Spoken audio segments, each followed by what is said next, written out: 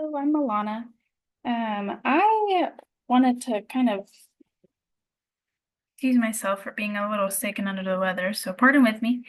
I wanted to group together all of the questions kind of and just talk about the whole concept in general. In this module, we talked about polaritry. It is the breakdown. To break it down, it essentially means to measure how light moves. We measure how light moves based off of how optically active a chiral molecule is.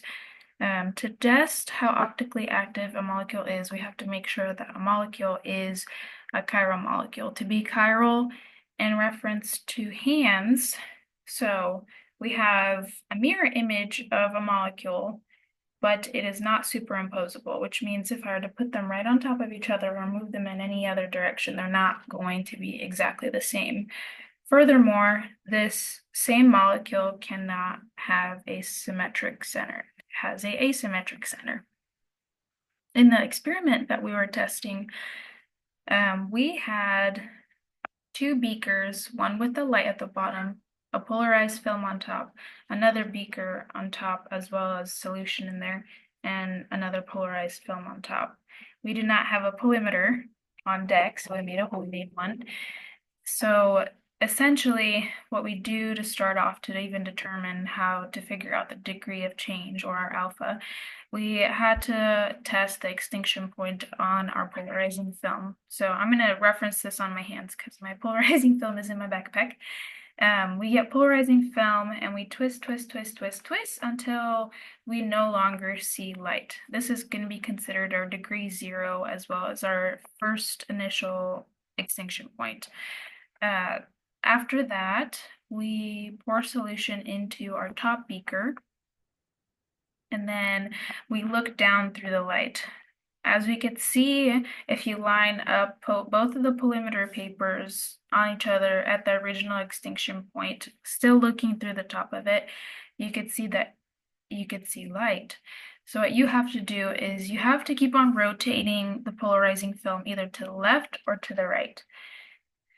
To get to our new extinction point.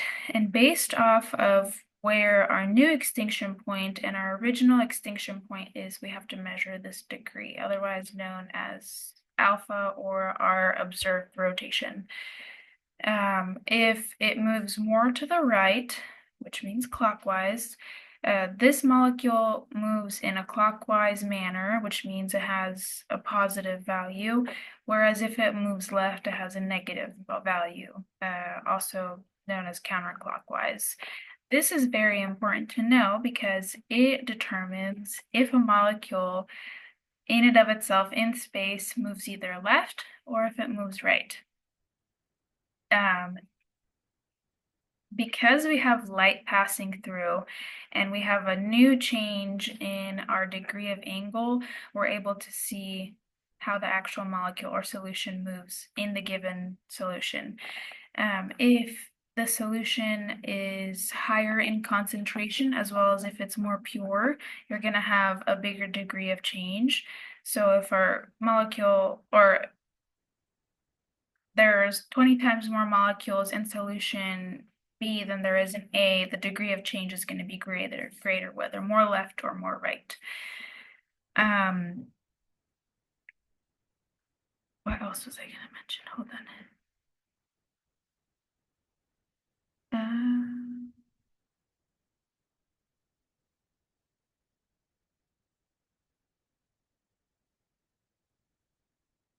I think that might have been it, actually. I apologize for kind of having a brain fart there, but I'm very thankful for this experiment. I knew that molecules move, but I didn't know how to test how they move. So it was really eye-opening to see how our homemade polarimetry experiment was able to show me how molecules move, even if it was on a lesser and less accurate level. I'm very thankful.